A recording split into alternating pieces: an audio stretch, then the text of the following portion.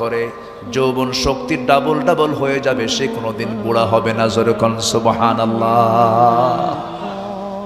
সেই জান্নাতের নিয়ামতগুলো ভোগ করার জন্য আমাকে জান্নাতীদের যে আমলগুলো, সে আমলগুলো আমার আপনার মধ্যে আনতে হবে। আমার দেশ মসজিদের দেশ বললে ভুল হবে না।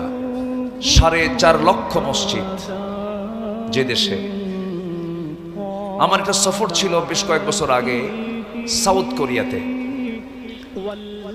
সাউথ কোরিয়ার সিওলে যখন আমি গেলাম, একটা ক্যাপিটাল সিটিতে ঢুকে আমি নামাজের জায়গা পাচ্ছি না। পরে শুনলাম গোটা সিওলে শুধু একটা মসজিদ, খাবার কোনো হোটেল পাচ্ছি না, হালাল কোনো হোটেল নাই। এতটাই কঠিন নামাজ পড়া আমার জন্য, আমি কোনো জায়গা পাচ্ছিলাম না। আর আমার দেশ, একটা গ্রামের ভিতরে 3-4টা করে মসজিদ আছে না নাই? বলুন তো, মসজিদ বেশি না মুসল্লি বেশি? হ্যাঁ, মসজিদ বেশি, মুসল্লি নাই। কোন ওয়াক্তে আমার দেশে সবচেয়ে কম মুসল্লি পাওয়া যায় বলুন তো? ফজর। আচ্ছা, কোন ওয়াক্তে, কোন টাইমে, কোন নামাজের টাইমে মানুষ সবচাইতে বেশি মানুষ বাড়িতে থাকে? ফজর।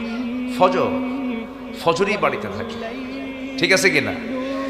তাহলে এই যে ফজরের সময় সবচেয়ে কম মুসল্লি মসজিদে, মানুষ বাড়িতে বেশি থাকে, বাড়িতে মানুষ করেটা কি?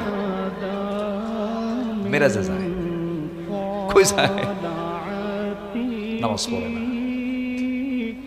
মাঝখানে ভূমিকম্প হয়েছে, আপনারা জানেন তো। সবচেয়ে বেশি বেশি ধাক্কা মেরেছে ঢাকায়।